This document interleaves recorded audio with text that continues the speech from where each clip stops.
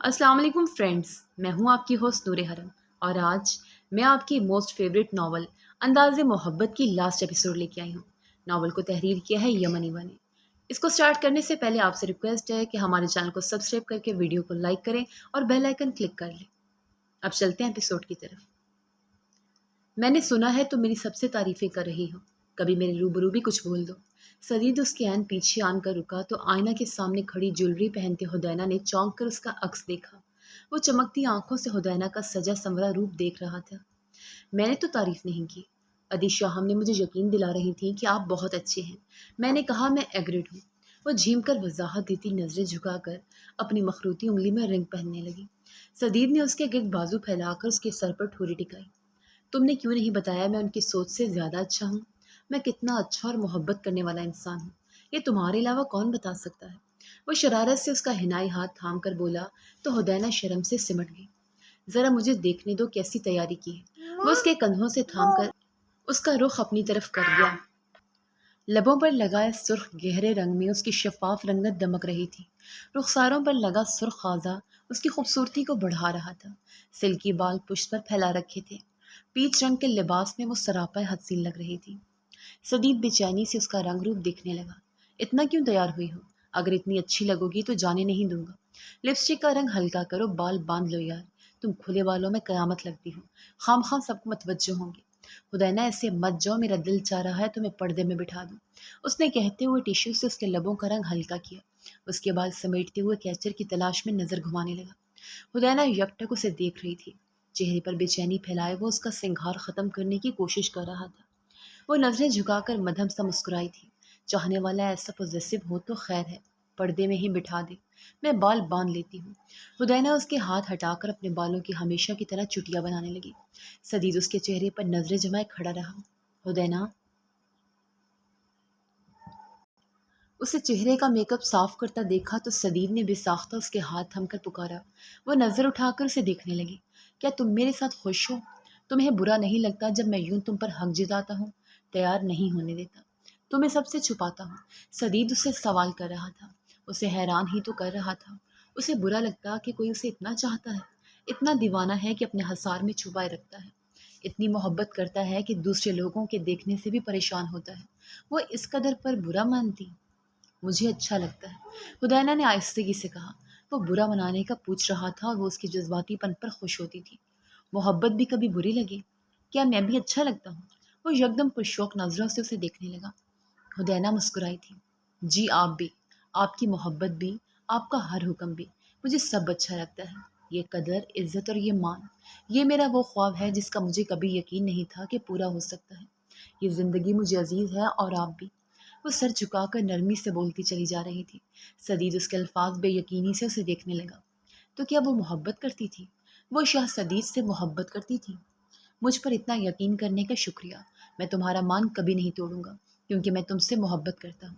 میں تمہیں سینے سے لگا کر رکھوں گا۔ اب آئندہ کبھی کسی سے مت ڈرنا۔ تم میرے پاس ہو، میں تمہیں کبھی کچھ نہیں ہونے دوں گا۔ وہ اسے سینے سے لگا کر محبت سے بولتا اس کی پیشانی پر لب رکھ گیا۔ ہدینہ نے اس کے گرد بازو پھیلاتی سکون سے اس کے سینے پر سر رکھ گئی۔ شاہ سدید کو لگتا تھا وہ ان 2 دنوں میں اس کی دیوانی ہوئی تھی۔ ہدینہ اسے یہ نہیں بتا پائی، یہ مان اور اعتبار اسے شاہ سدید پر تب ہوا تھا جب اس نے پہلی بار گھر سے نکلی گھبرائی ہوئی ہدینہ کی حفاظت کی تھی، جب اس نے ہسپتال کا بل دیتے ہوئے ایک بار بھی اس کی طرف نہیں دیکھا، جب وہ پوری رات صرف اس لیے اس کے پاس بیٹھا رہا کہ وہ اکیلی ہے اور رو رہی ہے۔ وہ ہدینہ کے گھر کا پتہ جانتا تھا مگر کبھی اس کے دروازے پر نہیں آیا تھا۔ وہ تب سے اس پر یقین کرنے لگی تھی، اس کی زندگی کا پہلا مرد جس نے اسے احساس دلایا تھا کہ لڑکی ذات مان اور حفاظت سے رکھے جانے کے قابل ہے۔ سدید نے اسے اپنے سینے سے لگا کر دیکھ کر مسکراتے اسے خود میں بھینچ لیا۔ کیا تم میرے پاس رہنا چاہتی ہو اس وقت؟ سدید نے اس کے کان کے پاس جھک کر سرگوشی کی تو ہدینہ نے چونک کر سر اٹھاتے ہوئے اسے دیکھا۔ مجھے کوئی اعتراض نہیں ہے، اگر تم ایسا چاہتی ہو ہم بعد میں سب سے معذرت کر لیں گے کہ نہیں آ سکے۔ وہ شوخی سے اس کی آنکھوں میں دیکھتا بول رہا تھا۔ ہدینہ جھٹکے سے دور ہوتی گھبرا کر یہاں وہاں دیکھنے لگی۔ نہیں، میں ہنیا کا ایونٹ کبھی مس نہیں کر سکتی۔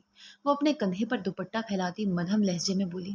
یعنی ہنیا کا ایونٹ نہ ہوتا تو پھر تم میرے پاس رکنے کے لیے تیار تھی؟ سدید کہکا لگا کر ہنس رہا تھا۔ ایسا نہیں ہے، مجھے تنگ نہیں کرے۔ ہدینہ سٹپٹا کر بولتی جھک کر اپنے سینڈل پہننے لگی۔ سدید نے مسکرا کر اس کا سر تھپکا اور خود پر پرفیوم سپرے کرنے لگا۔ ان کے ولیمے کو گزرے 2 دن ہو چکے تھے۔ سکینہ بیگم چھوٹی حویلی کے ایک پورشن میں ہنیا کے ساتھ شفٹ ہو چکی تھیں اور اب ہنیا کی منگنی کی جا رہی تھی۔ وہ دونوں تیار ہو کر آمنے سامنے کھڑے ایک دوسرے کو دیکھنے لگے۔ سدید نے محبت سے اس کا ماتھا چوما۔ چلیں؟ سدید نے اس کے سامنے ہاتھ پھیلایا۔ وہ سر ہلاتی اس کے ہاتھ پر اپنا ہاتھ رکھ گئی۔ سدید نے مضبوطی سے اس کا ہاتھ تھام لیا اور اسے لیے کمرے سے نکلتا سکینہ بیگم کی پورشن کی جانب بڑھ گیا۔ ہدینہ نے رشک بھری نظروں سے خود سے ایک قدم آگے چلتے سدید کا اونچا لمبا سراپا دیکھا۔ وہ اس کا ہاتھ تھام کر ہی چلتا تھا، چاہے ولیمہ تھا، مکلاوے کی رسم تھی یا آج ہنیا کی منگنی تھی، وہ اسے اپنے ساتھ رکھتا تھا۔ ہدینہ اس کی محبت کا انداز سمجھ گئی تھی۔ وہ سمجھ گئی سدید اسی طرح زندگی بھر اس کے ساتھ چلے گا، اس سے ایک قدم آگے، تاکہ اس پر آئی ہر مشکل، ہر پریشانی کو خود پر لے، تاکہ اس تک کوئی درد نہ پہنچنے دے۔ وہ اس سے ایک قدم پیچھے رہ کر خوش تھی، محفوظ تھی، اور اسے لگا وہ بہادر ہونے لگی ہے۔ محبت تو ایسی ہی ہوتی ہے، ڈھال جیسی، اپنائیت سے بھری، ساتھ ساتھ چلتی ہوئی۔ محبت تو یہی ہے۔ آپ کہاں جا رہے ہیں؟ تیاری کرتی ایشم نے ٹھٹک کر ذوالفقار کو کمرے سے نکلتے دیکھا۔ مردان خانے میں جا رہا ہوں، ڈاکٹر آ رہا ہے، بینڈیج چینج کروانی ہے۔ ذوالفقار نے رک کر گہرا سانس بھرتے ہوئے وضاحت دی۔ ان دنوں ایشم بہت سوال کرنے لگی تھی اور وضاحت دیے بنا اسے کہیں جانے نہیں دیتی تھی۔ میں بھی جاؤں گی۔ وہ مچل اٹھی۔ پاگل ہو گئی ہو؟ ڈاکٹر تمہارا کیا لگتا ہے؟ غیر مرد ہے، وہ پٹی بدلے گا اور چلا جائے گا، تم نے کیا کرنا ہے؟ ذوالفقار نے اسے گھور کر دیکھا تو وہ رونی صورت بنا گئی۔ مجھے فکر، میں تمہاری فکر سے باز آیا۔ بلیڈنگ میرے زخم سے ہوتی ہے اور رونا دھونا تم مچا لیتی ہو۔ میں اپنی تکلیف بھول کر گھنٹوں تمہیں چپ کرواتا ہوں۔ کیوں بیمار کو تنگ کر رہی ہو پیا؟ سکون کیوں نہیں ہے تمہیں یار؟ ذوالفقار ضد ہو گیا۔ ایشم خاموشی سے اسے دیکھنے لگی، آنکھوں میں پانی بھر آیا۔ کتنی فکر مند رہنے لگی تھی مگر اسے قدر ہی نہیں تھی۔ میں ابھی آ جاؤں گا، میں بالکل ٹھیک ہوں، پریشان مت ہو، بلکہ بینڈیج کروا کر سب سے پہلے تمہیں دکھاؤں گا، ٹھیک ہے؟ اس کی خاموشی پر وہ بے ساختہ نرم پڑا۔ ایشم خاموشی سے واش روم میں بند ہو گئی۔ ذوالفقار سر پکڑ گیا۔ ازل نے پکارا تو ایک نظر باتھ روم کے بند دروازے کو بے بسی سے دیکھتا وہ کمرے سے نکل گیا۔ واش روم میں کھڑی ایشم کا روتے ہوئے سر چکرا گیا تھا۔ ذوالفقار کے چلے جانے کا یقین کر کے وہ باہر نکلنے لگی مگر وہیں دروازے پر ہی چکرا کر گر گئی۔ بڑی اماں سائیں سے چھوٹی حویلی جانے کے لیے بلانے آئے تو اسے وہاں پڑا دیکھ کر گھبرا گئی۔ اسی وقت ملازماؤں کو آواز دے کر بلایا اور ایشم کو سنبھال کر بستر پر لٹایا۔ کیا ہو گیا اسے؟ بھلی چنگی تو تھی، رنگ دیکھو کیسے زرد پڑ رہا ہے۔ پتہ کرو مردانے میں ڈاکٹر آیا ہوا ہے۔ بڑی اماں سائیں نے گھبرا کر ملازمہ کو ہدایت دی۔ ایشم کے پاس بیٹھتی وہ اس پر چادر پھیلا چکی تھی۔ چھوٹی حویلی میں کچھ دیر بعد ہنیا کی منگنی تھی اور یہاں ایشم بے ہوش ہوئی تھی۔ نہ جانے کیا ہو گیا میرے بچوں کو، پہلے ذوالفقار اب ایشم، یا اللہ رحم کر، وہ پریشانی سے بڑبڑا رہی تھیں۔ بیگم سائیں، میں نے بڑے شاہ سائیں کو بتایا ہے، انہوں نے کہا ہے وہ ابھی ڈاکٹرنی کو بلواتے ہیں۔ ملازمہ نے ان کو اطلاع دی تو وہ سر ہلا گئے۔ لیڈی ڈاکٹر کے پہنچنے تک ذوالفقار بھی بینڈیج کروا آیا تھا۔ ایشم کے اچانک بے ہوشی کا سن کر گھبرا گیا۔ ذوالفقار، تو نے تم کچھ نہیں کہا نا؟ آج کل تمہارا مزاج بگڑا رہتا ہے، ڈانٹ دیا ہوگا اسے۔ بڑی اماں سائیں نے ذوالفقار کو دیکھ کر ناراضگی سے کہا تو وہ گڑبڑا گیا۔ مجھ سے ضد کر رہی تھی، میں نے کہہ دیا تنگ نہیں کرو، اتنی سی بات ہوئی ہے۔ یہ اتنی سینسٹیو کیوں ہے اماں سائیں؟ وہ خفت و پریشانی سے وضاحت دے رہا تھا۔ ابھی چھوٹی ہے، نہ سمجھ ہے، تمہاری فکر میں اتنی ہلکان رہتی ہے۔ کل بھی مجھ سے کہہ رہی تھی کہ تم کمزور ہو گئے ہو، تمہیں بھی شہر نہ جانے دوں۔ بڑی اماں سائیں ناراضگی سے کہتے اسی وقت کمرے میں داخل ہوتی لیڈی ڈاکٹر کی طرف متوجہ ہوئیں۔ ذوالفقار سرد آب بھرتا کمرے سے نکلا۔ چھوٹی سی بات کی تھی مگر شاید واقعی اس کی وجہ سے ایشم حساس ہو رہی تھی۔ اب سوچ رہا تھا پیار سے سمجھا دیتا، تب بھی اس کے ضد ہونے پر وہ یکدم چپ ہو گئی تھی۔ باہر صوفے پر سر پکڑ کر بیٹھا تھا۔ ازل بھی گھبرایا ہوا سا وہیں آ گیا۔ ماوا چھوٹی حویلی جا چکی تھی۔ دونوں بھائی وہاں بیٹھے ایشم کے لیے فکر مند ہو رہے تھے جب لیڈی ڈاکٹر کو ملازمہ کے ساتھ کمرے سے نکلتے دیکھا۔ ایشم کو کیا ہوا اماں سائیں؟ پیا ٹھیک ہے نا؟ کمرے میں داخل ہوتے ہوئے دونوں نے سوال کیا۔ بالکل ٹھیک ہے، ہمارا ذوالفقار باپ بننے والا ہے، رب نے کرم کیا ہے ہم پر، ہماری سنی حویلی میں رونق آنے والی ہے۔ بڑی اماں سائیں خوشی سے جگمگاتے چہرے کے ساتھ بول رہی تھیں۔ ازل نے بے ساختہ مسکرا کر ذوالفقار کو دیکھا جبکہ وہ ساکت اور بے یقین سا ایشم کو دیکھ رہا تھا۔ میں صدقہ دیتی ہوں، رب سب خیر رکھے، بلکہ بڑی اماں سائیں کمرے سے نکلتے ہوئے بولی پھر رک گئی۔ میں تو کہتی ہوں سکینہ سے معذرت کر لیتی ہوں، ایشم کو اکیلا نہیں چھوڑنا چاہتی، چاہو تو تم دونوں چلے جاؤ، شرکت ہو جائے گی۔ وہ پرسوچ لہجے میں بول رہی تھی۔ نہیں اماں سائیں، میں رکتا ہوں، آپ دونوں جائیں، میں ویسے بھی تھکن محسوس کر رہا تھا۔ ایشم کی فکر مت کریں۔ ذوالکفل نے ان دونوں کو جانے کا کہا تو اماں سائیں نے سر ہلا دیا۔ اظہر انہیں لے کر وہاں سے چلا گیا۔ ذوالکفل ایشم کے قریب بیٹھتا بے ساختہ مسکرا دیا۔ اس کا دل زور زور سے دھڑک رہا تھا۔ حویلی میں ازل کی شادی کے بعد بھی صرف ایشم رونق بنی رہتی تھی۔ ماوا اور ازل کو اللہ نے اولاد نہیں دی تھی۔ بڑی اماں سائن کے اندر حسرت شدت اختیار کر چکی تھی، مگر انہوں نے کبھی ظاہر نہیں کیا کہ ماوا دکھی نہ ہو جائے۔ وہ ایشم کا ہاتھ تھام کر لبوں سے لگا تھا، بار بار اسے چوم رہا تھا۔ اس کے لمس پر وہ ہوش میں آتی قسمت سا گئی۔ کروٹ بدل دی، اسی کے سینے میں آ سمٹی تھی۔ وہ قیمتی متاع کی طرح اسے خود میں چھپا گیا۔ ایشم نے آنکھیں کھولی تو خود کو ذوالکفل کے حصار میں دیکھ کر ناراضگی سے دور ہوئی۔ وہ اس کے گرد بازو پھیلاتا اس کی کوشش ناکام بنا گیا۔ ایشم اس کی حرکت پر آگ بگولا ہوئی۔ مجھے تنگ نہیں کرے، اسے دھکا دے کر دور کرتی انجانے میں اس کے زخم پر ہاتھ مار گئی۔ ذوالکفل نے کرا کر اسے آزاد کیا اور کندھے پر ہاتھ رکھ دیا۔ اب مجھے آپ کی پرواہ نہیں ہے، مجھے ایسے نہیں دیکھیں، میں ترس نہیں کھاؤں گی۔ وہ ناک چڑھا کر اسے جزاتی دور ہو کر لیٹی۔ سر چکرا رہا تھا، عجیب سی نکاہت محسوس ہونے لگی۔ پچھلے کچھ روز سے اس کی یہی حالت تھی۔ اسے لگا تھا ذوالکفل کی فکر میں ایسے ہو رہی ہے۔ دل میں مزید اس سے ناراض ہوئی۔ تم میری پرواہ مت کرو، میں تو تمہاری فکر کر سکتا ہوں نا۔ وہ آہستگی سے اس کے کندھے پر ہاتھ رکھ کر بولا۔ ایشم نے پلٹ کر گھورتی نظروں سے اسے دیکھا۔ میں آپ کی فکر میں بیمار ہوئی ہوں، دیکھا آپ نے؟ آپ ایسی فکر کر کے دکھائیں، مجھے پھر مانوں گی۔ وہ ماتھے پر بل ڈال کر بول رہی تھی۔ ذوالکفل بے اختیار ہنسا۔ میں ایسا نہیں کر سکتا، مرد ایسا بیمار نہیں ہو سکتا۔ وہ ہنسی دبا کر بول رہا تھا۔ ایشم نے سر جھٹکا۔ کیونکہ مرد پتھر دل ہوتے ہیں، میں اب کبھی آپ کی فکر نہیں کیا کروں گی۔ اماں سائیں نے کہا تھا جو بیوی اپنے شوہر کی فکر کرتی ہے وہی اچھی ہوتی ہے، اور مرد بھی سر آنکھوں پر بٹھاتا ہے۔ مگر آپ کو یہ والی عزت راست نہیں ہے، اس لیے میں اچھی بیوی نہیں بنوں گی اب۔ ایشم نے دو ٹوک لہجے میں اپنا فیصلہ اسے سنایا تھا۔ میری جان، تمہارا ناز نخرا اور یہ ناراضگی سر آنکھوں پر، تم میری بیوی سے پہلے میری محبت ہو، اور محبت کو سب معاف ہوتا ہے۔ میں نہ تم سے اکتایا ہوں نہ غصہ کیا تھا، میں چاہتا ہوں بے فکر رہو، خوش رہو۔ تم روتی ہو تو میری تکلیف بڑھ جاتی ہے، اور مردانے میں ڈاکٹر کے سامنے جاتی تو میں کیسے بینڈیج کرواتا؟ انجان مرد تمہیں دیکھے، تمہاری موجودگی کو محسوس کرے اور میں چین سے بیٹھا رہوں؟ ایسا بے نیاز سمجھے کیا مجھے؟ ذوالکفل نرمی سے اس کے بال سنوارتے ہوئے بول رہا تھا۔ ایشم ناراضگی سے اسے دیکھتی رہی، گویا یقین چاہ رہی ہو وہ سچ بول رہا ہے یا مکھن لگا رہا ہے۔ اگر تم میرے پاس آؤ گی تو میں تمہیں ابھی اور اسی وقت ایک ایسی گڈ نیوز دوں گا جو تمہیں خوشی سے پاگل کر دے گی۔ I promise, let me hug you. وہ باہیں پھیلا کر اسے اپنے پاس بلا رہا تھا۔ ایشم سوچ میں مبتلا ہوئی۔ صرف 5 سیکنڈ کے لیے۔ اس نے انگلی اٹھا کر وارن کیا۔ ذوالکفل نے لب دانتوں تلے دبا کر سر ہلایا۔ وہ کھسک کر اس کے قریب ہوتی گلے لگ گئی۔ اب گڈ نیوز دے۔ وہ اس کی آنکھوں میں دیکھ رہی تھی۔ ایسے گلے ملتے ہیں اجنبیوں کی طرح؟ تھوڑی گرم جوشی تو دکھاؤ، اتنی اچھی نیوز دینے والا ہوں۔ وہ ابرو چڑھا کر خفکی سے بولا تو وہ منہ بسور کر اس کے گرد بازو پھیلا گئی۔ ذوالکفل بے اختیار اسے خود میں بھینچ گیا۔ تھینک یو میری جان، تم بیمار نہیں ہو، تم ماں بننے والی ہو۔ ابھی ڈاکٹر نے اس بات کی تصدیق کی ہے۔ تمہیں بچے پسند ہیں نا؟ وہ اسے سینے سے لگا نرمی سے بول رہا تھا۔ لبوں پر دلکش سی مسکراہٹ بکھری ہوئی تھی۔ کیا؟ واقعی؟ اس خبر پر ریشم کو جھٹکا لگا۔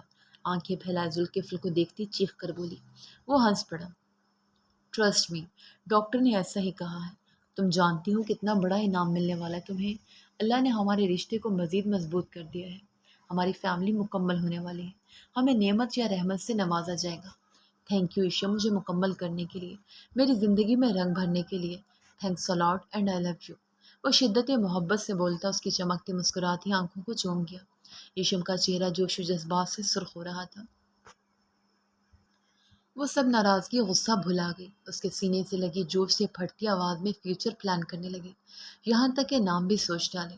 ذوالکفل ہنستے اسے سن رہا تھا، ہر بات پر سر ہلا رہا تھا۔ وہ سب حق اسے دے چکا تھا، جب وہ خود اس کا تھا پھر بچے پر اسے حق کیوں نہ دیتا؟ وہ نام رکھے، وہ کیسے سنبھالے گی، کیسے رکھے گی، سب اس کی مرضی پر چھوڑتا وہ نرمی سے اس کی رخساروں پر لمس بکھیرتا گیا۔ 1 سال بعد اوائل سردیوں کا موسم تھا۔ سردی اچھی خاصی بڑھ چکی تھی۔ چھوٹی حویلی میں چہل پہل اور رونق لگی ہوئی تھی۔ ہنیا کی شادی ہو رہی تھی۔ چھوٹی حویلی اور بڑی حویلی والوں نے اس کی شادی میں اتنے شاندار انتظامات کیے تھے کہ پورا علاقہ اشش کر اٹھا تھا۔ وہ شرمائے لجائی سی زرد لباس پہنے بیٹھی ہوئی تھی۔ اسی رات مہندی کی رسم تھی۔ سب لڑکیاں چھوٹی حویلی میں جمع ہو رہی تھیں۔ وہاں اپنی حویلی میں سب دوستوں کزنوں میں گھرا شاہ منیب بات بات پر کہہ کے لگا رہا تھا۔ منگنی کے اس طویل دورانیے میں ہنیا سے اچھا خاصا لگاؤ ہو چکا تھا اسے۔ ماہے کو اکثر چھوٹی حویلی میں لے جانے کا فریضہ وہی سر انجام دینے لگا تاکہ اس بہانے ہنیا کو دیکھ سکے۔ سکینہ بیگم اس عرصے میں شاہ منیب جیسے مخلص لڑکے کو دل سے پسند کرنے لگی تھی۔ سورج بھی شادی کے بعد پہلی بار پاکستان آئی ہوئی تھی۔ سالوں بعد پہلی بار وہ سب بہنیں کزنیں چھوٹی حویلی میں جمع ہوئی تھیں۔ اپنے شرارتی بچے سنبھالتی، ہنستی مسکراتی، ایک دوسرے سے چھیڑ چھاڑ کرتی، سب اپنی شادی شدہ زندگی میں مطمئن تھی۔ ہدیہ مہندی کے دن ہی روانہ ہوئی تھی۔ ازمیر کے پاس بہت وقت ہوتا تھا، مگر جہاں بات اسے حویلی میں لانے کی ہوتی تھی وہ مصروفیت کا بہانہ بنا کر یہاں وہاں ہو جاتا تھا۔ اب شادی تھی، وہ مجبوراً اسے حویلی لا رہا تھا۔ اپنی بات سے پیچھے مت ہٹنا ہدیہ۔ تم نے کہا ہے ولیمے کی رات میں تمہیں واپس لے جاؤں گا تو خاموشی سے چلی آنا۔ ہر بار ایک دن کا بول کر تم ضرور 2-3 دن لگاتی ہو۔ ازمیر اسے بار بار یاد دلا رہا تھا۔ آپ ایسا کریں، واپس لے جائیں، کیا ضرورت ہے شادی میں جانے کی؟ ہدیہ نے خفگی سے کہا تو وہ مسکرا دیا۔ میں واپس لے جاؤں گا، پھر گلہ مت کرنا، اس نے شوخی سے کہا تو ہدیہ نے آنکھیں دکھائی۔ وہ ہنس پڑا۔ حویلی تک پہنچے تو وہ بےتاب سی گاڑی سے اترنے لگی۔ ازمیر نے اس کا ہاتھ تھام کر اسے روکا۔ ٹھہرو، یہ شال لیتی جاؤ، تم نے فیشن کے نام پر جو لباس پہنا ہے تم اس سردی سے بخار ہو جانا ہے لاپرواہ لڑکی۔ اسے روک کر وہ اسٹائلش سی گرم شال اس پر پھیلا گیا۔ ہدیہ نے مسکرا کر اسے دیکھا اور گاڑی سے اتری۔ ذوالکفل اور سدید سامنے مہمانوں کو ریسیو کر رہے تھے۔ ہدیہ نے ایک نظر ذوالکفل کو دیکھ کر نظر جھکا لی۔ نہ جانے محبت تھی یا عقیدت، مگر ہدیہ کے دل میں اب بھی ذوالکفل کا وہی مقام تھا۔ اسے دیکھتی تھی تو اچھا لگتا تھا، مگر اب وہ مطمئن تھی کیونکہ اس کے دل میں ذوالکفل کو پانے کا خیال اب نہیں آتا تھا۔ ازمیر کی محبت اور پرواہ نے اسے خوشی اور سکون سے بھر دیا تھا۔ وہ سب سے ملتی ہدینہ کے پاس بیٹھ گئی۔ نک سک سے تیار وہ بھی کندھوں پر شال پھیلا کر بیٹھی تھی، مگر اس کے شال اوڑھنے کی وجہ اس کا بھرا بھرا سا سراپا تھا۔ شرمیلا گلابی سا چہرہ لیے وہ پہلے سے زیادہ صحت مند لگ رہی تھی۔ ڈاکٹر نے نیکسٹ منتھ کا ٹائم دیا نا تمہیں؟ ریگولر چیک اپ کروا رہی ہو؟ ہدیہ فکر سے سوال کر رہی تھی۔ ہدینہ ماں بننے والی تھی، مگر اس کو شروع کے چند ماہ بہت پریشانی کا سامنا ہوا تھا۔ جی نیکسٹ منتھ جانا ہے، اب کوئی پریشانی نہیں ہے۔ سدید بہت پوزیسو ہے، تھوڑا سا مجھے لیزی ہوتا دیکھیں ڈاکٹر کے پاس لے جاتے ہیں، ہدینہ مسکراتی ہوئے بتا رہی تھی۔ ہدیہ نے محبت سے اس کا ہاتھ تھاما ہوا تھا۔ ہنیا کو ادی انم تیار کر رہی ہیں، ہدیہ کے پوچھنے پر اس نے بتایا۔ دونوں بہنیں باتیں کر رہی تھیں۔ ایشم نے اپنے چند ماہ کے گول گپے سے بیٹے کو تیار کر کے ذوالکفل کو پکڑایا اور اس کے بعد سج دھج کر یہاں وہاں مزے سے گھوم رہی تھی۔ بڑی اماں سائیں اور صدوری بیگم اسے دیکھ کر سر پکڑ لیتی تھی۔ لاپرواہی سے چھیڑ چھاڑ کرتی ایشم ماں بن کر بھی سنجیدہ نہیں ہوئی تھی۔ سدید کہتا تھا بچہ بھی تمہیں دیکھ کر کان پکڑتا ہے۔ پیا، یہ میری ماں ہے؟ کیا واقعی؟ یا اللہ معاف کر دے، باپ تو واقعی باپ بن گیا ہے، تم کب ماں بنو گی؟ وہ اس کے بات پر ڈھٹائی سے ہنستی رہتی تھی۔ فرق کبھی نہیں پڑا تھا۔ اب بھی مہمانوں سے ملتا ذوالکفل تھوڑی دیر تو روتے دھوتے بیٹے کو سنبھالنے کی کوشش کرتا رہا، پھر جب جواب دے گیا تو ایشم کے سر پر پہنچ گیا۔ حد ہوتی ہے پیا، تم کتنی لاپرواہ ہو، بچہ رو رو کر ہلکان ہو رہا ہے، تمہیں اپنی انجوائمنٹ سے فرصت نہیں مل رہی، تمہیں روزانہ یاد دلاتا ہوں کہ یہ بچہ تمہارا ہی ہے۔ خفگی سے کہتی ہوئے اس نے ننھا شاہ سجاول اسے پکڑایا۔ ایشم نے رونی صورت بنا کر جیسے تیسے انداز میں اس گولو مولو کو تھاما، لیکن ماں کی باہوں میں پہنچتی اس کے رونے کو بریک لگا تھا۔ چمکتی آنکھوں سے یہاں وہاں دیکھتا کھلکھلانے لگا۔ دیکھ لو جناب کے ہاتھ، بالکل تم پر گیا چالاک۔ ذوالکفل نے شرٹ جھاڑتے ہوئے خفگی سے بیٹے کو دیکھا۔ ذوالکفل، مجھے ادی صورت نے ٹاپس پہنائے ہیں، اچھے ہیں؟ ایشم نے چہکتے ہوئے چہرہ ذرا ترچھا کر کے کان واضح کیا۔ اس کے سوال پر وہ پلٹ کر توجہ سے اسے دیکھنے لگا۔ اچھے لگ رہے ہیں، وہ نرمی سے اس کے کان کی لو کو چھو کر بولا تھا۔ میں بھی اچھی لگ رہی ہوں نا؟ وہ اٹھلا کر بولی۔ میرے بیٹے کو اٹھا کر تم بہت پیاری لگ رہی ہو، وہ سینے پر بازو لپیٹ کر سر ہلاتے ہوئے بولا۔ ایشم نے منہ بسور کر بیٹے کو دیکھا جس کی اچھی صحت کی وجہ سے وہ زیادہ دیر اٹھا نہیں پاتی تھی۔ اب سجاول کو خود سنبھالنا پیا، اسے دوسروں کے حوالے کر کے لاپرواہ ہو جاتی ہوں، وہ روتا رہ جاتا ہے۔ اس نے تعریف کے ساتھ سختی سے ہدایت بھی کی تھی۔ جی جی میں خود سنبھالوں گی، وہ ہنستے ہوئے ننھے سجاول کے پھولے پھولے رخسار سہلانے لگی۔ گڈ، اس یلو ڈریس میں تم بالکل ویسی لگ رہی ہو جیسے اپنی شادی کی پہلی رات لگ رہی تھی، وہ شوخی سے بولا۔ اسے نروس کرنے کی ناکام کوشش کی تھی، وہ چونک گئی۔ پھر آئس کریم کھانے چلیں؟ چہ کر بولی تو ذوالکفل حیران ہوا۔ وہ اتنی آسانی سے پزل ہو جائے ناممکن سی بات تھی۔ الٹا ذوالکفل کو ڈرا گئی تھی۔ خبردار سوچنا بھی مت۔ اس نے گھور کر وارن کیا تو کھلکھلا کر ہنس پڑی۔ ذوالکفل مردار خانے کی طرف جاتے ہوئے بے ساختہ مسکرایا تھا۔ حویلی والوں نے مان لیا تھا ایشم کبھی نہیں بدل سکتی۔ شاید بڑھتی عمر کچھ سنجیدگی کے آثار لائے تو لائے، ورنہ ایشم کی شوخیاں عروج پر تھیں۔ مگر وہ واحد انسان تھا جسے انتظار تھا کہ ایشم سنجیدہ ہو کر اپنی ذمہ داریاں نبھائے گی۔ ہاں مگر امید اسے بھی نہیں تھی۔ ختم شد۔ جی تو دوستو، کیسا لگا آپ کو ہمارا ناول؟ اپنی رائے کا اظہار ہمارے کمنٹس باکس میں ضرور ضرور دیجیے گا۔